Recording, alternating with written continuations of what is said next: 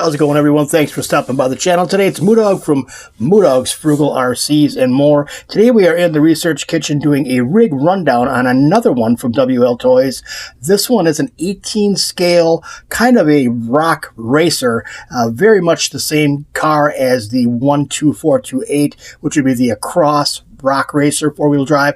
This is just in an 18 scale, a little bit smaller motor on this one, a couple of differences, but basically kind of the same, almost a mini-me of the 12428. So without any further ado, let's see what's inside the box, guys. All right, guys, taking a quick look at this box, we can see that we're dealing with a 4-wheel drive unit here and a ready-to-run kit.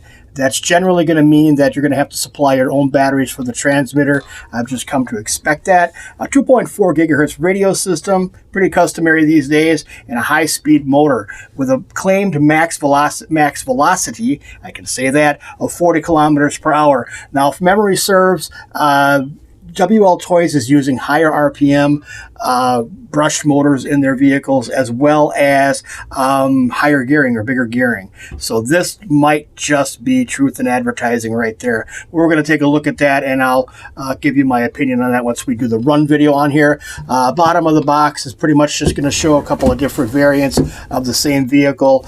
We have the 18428 in the black that we're going to be looking at today, and it's also available in a very, very familiar looking style here, kind of like the 12428, the 12 scale variant of this vehicle. A lot of similarities, and we'll take a look at that. We'll do a comparison on those two vehicles in just a minute. But that's pretty much it for the box, guys. Nothing really else to report on here. Nice looking box, heavy duty feel about it. I don't see any reason not to hang on to this for display purposes if you choose to do so.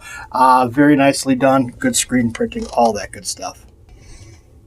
Inside the package, we're going to get our WLTOYS manual here, guys, and they do a good job on their manuals. A lot like another company that I have a few of their vehicles of. WLTOYS doesn't skimp on information. The Chinese to English translation is very, very good. Very useful, very good manual to hang on to.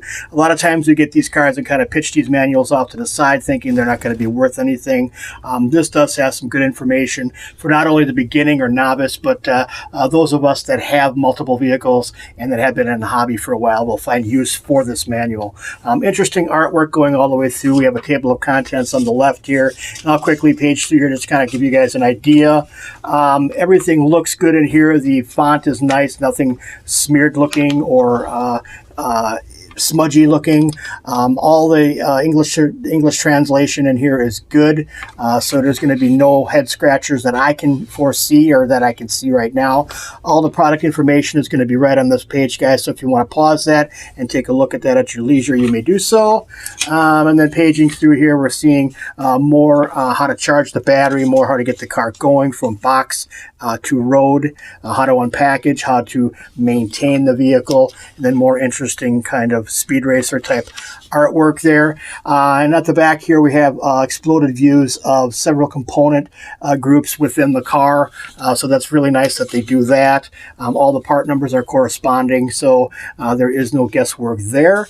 And everything, like I said before, is not smudgy looking. All the font is clear, all the pictures look good, so I think this is going to be a good, useful manual for those of us that have vehicles, and for the novice that maybe this might be the first vehicle they get. And more exploded views, and then towards the back here, we'll go ahead and page through, and we can see our parts grid. So we do have a complete parts list here with corresponding part numbers, really nicely photographed, so there is no real big guesswork there. And that goes on for a few more pages. And the back, you just have a couple of blank sheets there, but that's nice. Good job on that, WLTOYS, as usual. We have a USB to proprietary type charger here, guys. I'm seeing more and more of these USB type chargers, and I have to say that I really appreciate these. I've come to a lot of people will see these and think they got slighted because there's no wall plug outlet on it. You do have to supply your own wall wart, whether it be for a cell phone or whatever, but something that's going to be USB compatible. This will plug into your computer if you wanted to trickle charge, or if you wanted to get a quicker charge, you would plug it into, like, say, a fast charger for a cell phone. We could look at about oh, I'd say about an hour and a half or so to charge the battery pack. And we're looking at a 3.2 volt times 2 at 300 milliamp output on here. And this is going to be a 5 volt input and a 2 amp minimal input on this as well. So you can use your portable power bank to charge your battery, which I think is really cool. You're getting the kind of obligatory Phillips screwdriver to take the roll cage apart, and you're getting a 4-way plastic, which I don't really care for a whole lot, but they are including it, so that's kind of nice. Cross wrench here for wheels and those types of things. Separate box comes inside here, guys.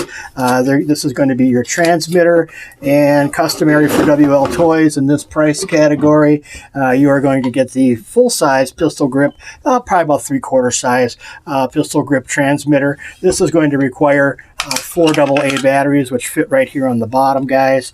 So the batteries are not going to be included. You may want to have some of those on hand. Go ahead and close that back up. This is going to be pretty bare bones. You're not going to have a whole lot of adjustability on here.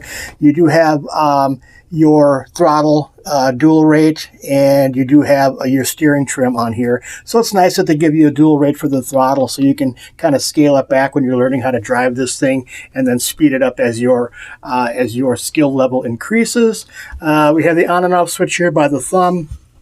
Trigger is going to have medium-sized opening, so if you guys are driving in the winter like I do, you're going to need at least fingerless gloves, I would say. You have a padded steering wheel, foam padded steering wheel on here with a nice return spring, a 4-position mode switch on the back here, mode button, which does nothing, so that's just kind of there for looks. But all in all, a pretty nice looking, nice functioning WLTOYS does a good job on these. So we'll set that aside for now. I'm going to do a quick comparison. I'm going to bring the 12428 out here as well as the 18428, and we'll do a quick comparison. Stand by. All right, guys, we can see the similarities and some of the differences between these two vehicles. This on the left here is going to be the 12428, the 12 scale Rock Racer by WLTOYS, and obviously this is going to be the star of the show today, the 18428 18 scale variant of that vehicle. A lot of similarities, guys. The roll cages are the same. We have light bars both on the hood and up on top. Same way on the 18428. A lot of metal parts on here as well, so if we flip this over real quick, I'll show you guys. We do have a metal skid plate up in front here, and some metal plates where the pins go through for the lower A-arms, so all of that's going to be metal. You also have a pumpkin style drive shaft here with you have metal kind of, I guess these could be called yokes on the end of a plastic drive shaft. The drive shaft inside the vehicle is going to be metal, as well as the 12428 power switch, again same way as the 12428. And I'll go ahead and flip this over real quick, guys, kind of give you an idea what this looks like underneath. So we can see a lot of similarities here, but a few differences. The 12428 on the left here is going to have horizontally placed shock absorbers underneath the roll cage that are actuated by arms attached to the linkage in front. And this 18428, you can see, has traditional kind of slider type shocks. These are all spring shocks, nothing oil filled on the 18428. The 12428 on the left here has the ability to accept oil.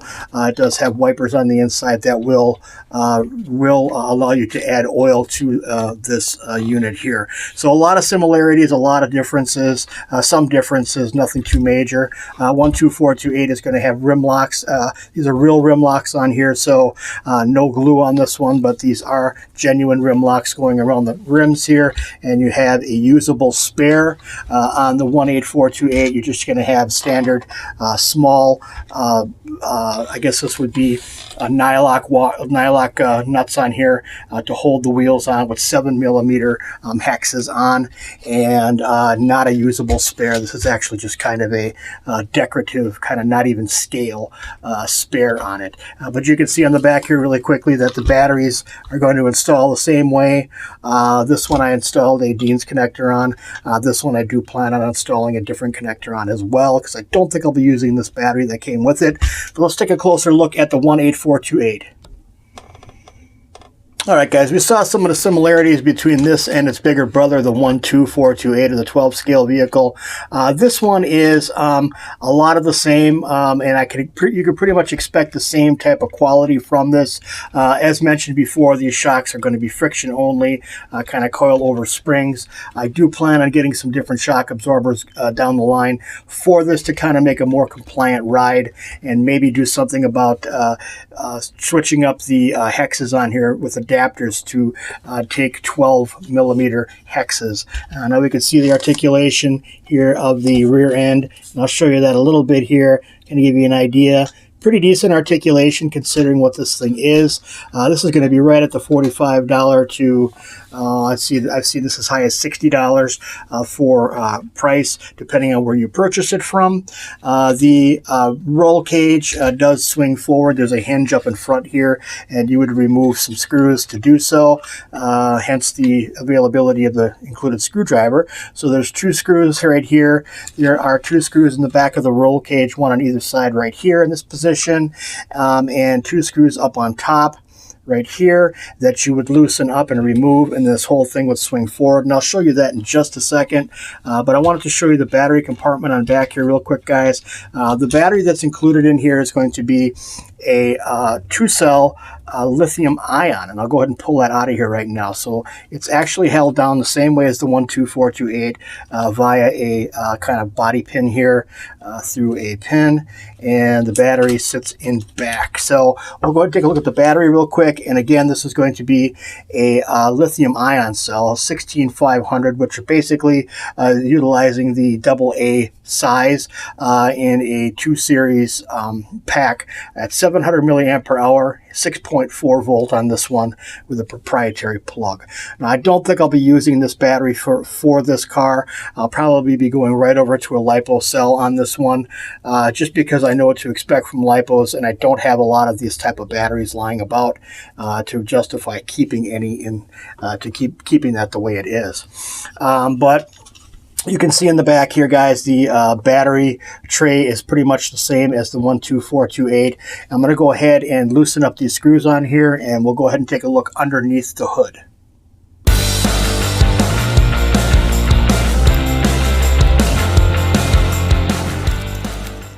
All right, guys, once all those screws are removed or loosened, you can go ahead and just swing this up. Now it's going to open kind of on a hinge, the front up here, and I'll show you once I get it opened up. It's going to be a screw on the bottom here that holds the roll cage onto the front bumper, and we'll go ahead and lift that up and move it forward. Now you're going to have to use some caution while you're doing this for the first time, guys, because there is wiring here that's attached to the ESC that you don't want to pull out or break. I've gone ahead and removed this prior to opening it up to show you, so it's just easier to see everything on the inside.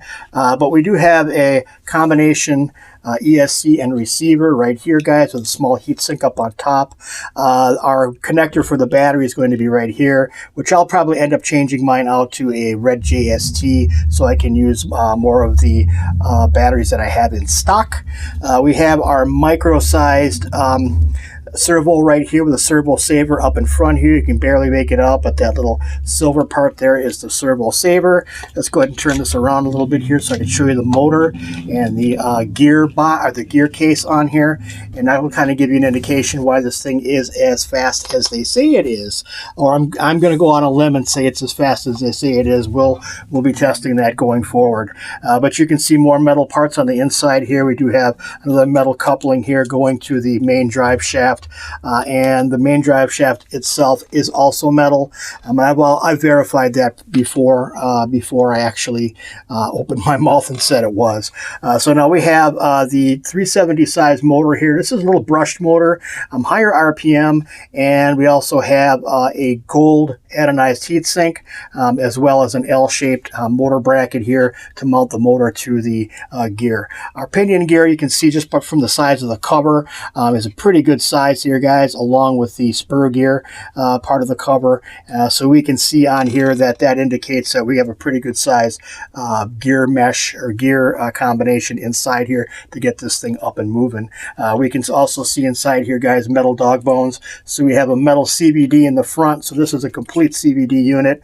Outdrive cups are metal as well on here, front and rear. So the rear actually is going to have axles inside of here, and those are metal as well. So a lot of metal parts in here were metal counts. We're going to be dealing with a brass pinion gear and a nylon spur gear in here. So WLTOYS does offer hop-ups for this vehicle on a smaller degree than some of their others, but you can still get metal gearing for this one. So as time goes and things break, I'll probably be replacing that. But for the here and now, I'm going to drive it pretty much like it is and give you guys a real world opinion on how this thing performs in its stock form. So leave that there for now. I think, guys, for all intents and purposes, and from my knowledge of what WLTOYS has been doing with their entry-level hobby-grade vehicles, this is going to be another fun one to own. Now, for a beginner, I would recommend it because you have the dual rates on your throttle for the transmitter, which is a nice thing. You also have a nice owner's manual here that's going to be easy to read, easy to understand, and a full support of parts should you guys ever need to replace anything on here. The nicety of the USB charger, I can't stress enough the portability of it. The fact that you can take it with you on the run, use a power bank, I think is great. It's going to be nice for newbies as well. And you're getting a little tool with it as well. You're getting this, albeit plastic, you're still getting a tool that'll allow you to remove your wheel nuts or tighten those down should you need to. And then our screwdriver to remove the roll cage.